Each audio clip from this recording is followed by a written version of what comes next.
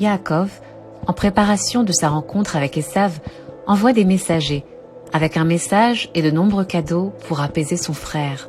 Il leur demande de transmettre « Im Lavan Garti » « J'ai séjourné chez Lavan ». Cela signifie qu'il a respecté les 613 mitzvot, même en exil. Un message subtil pour Esav. Je n'ai rien à me reprocher et je ne te crains pas. Mais les messagers reviennent avec une nouvelle inquiétante. Esav arrive, accompagné de 400 hommes. Pris de peur, Yaakov divise son camp en deux, implore Hachem de le sauver et prépare de nombreux cadeaux supplémentaires pour calmer la colère de son frère. Durant la nuit, Yaakov fait traverser sa famille au-delà du fleuve Yabok pour les protéger. Resté seul, Yaakov lutte jusqu'à l'aube avec l'ange d'Esav qui frappe son nerf sciatique. Cet événement est à l'origine de l'interdiction, selon la cacheroute, de consommer le nerf sciatique des animaux cachers.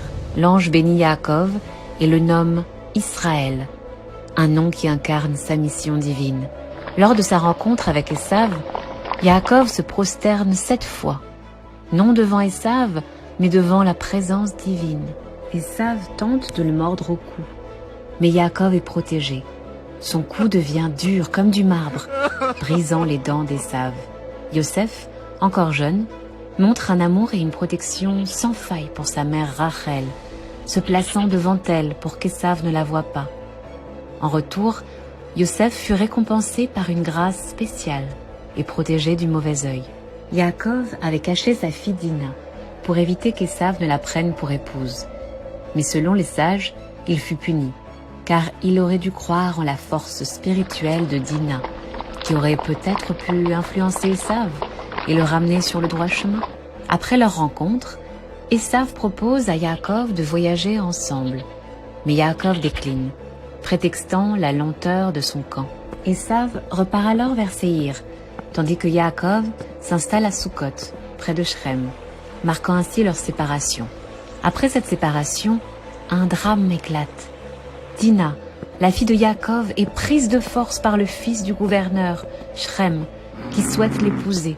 Les fils de Yaakov exigent que les hommes se circoncisent pour accepter l'union. 3 jours après, Shimon et Lévi, âgés de 13 ans, attaquent la ville, tuent les hommes et capturent femmes et enfants. Dina donne naissance à un enfant, issu de cette union forcée. Yaakov, soucieux de préserver l'enfant, lui attache une plaque pour identifier son origine et l'envoie en Égypte. Cette fille, Asnat, deviendra plus tard l'épouse de Yosef Hatzadik et la mère de Ménaché et Éphraïm, qui compteront parmi les tribus d'Israël.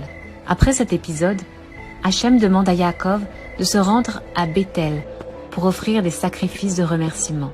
Yaakov purifie son camp, élimine les idoles prises à Shrem et les enterre. À Béthel, Hachem renomme Yaakov Israël et renouvelle la promesse de la terre de Canaan. En route vers Bethléem, Rachel meurt en donnant naissance à Binyamin et est enterrée sur la route. Son tombeau est un lieu de prière où elle intercède pour le retour de ses descendants d'exil à travers les générations. Lors de l'exil, après la destruction du premier temple, elle dit à Hachem: « J'ai cédé ma place à ma sœur pour qu'elle devienne l'épouse de Yaakov. Toi aussi, Hachem, concède à tes enfants. » Yitzhak, père de Yaakov et Esav, meurt à 180 ans.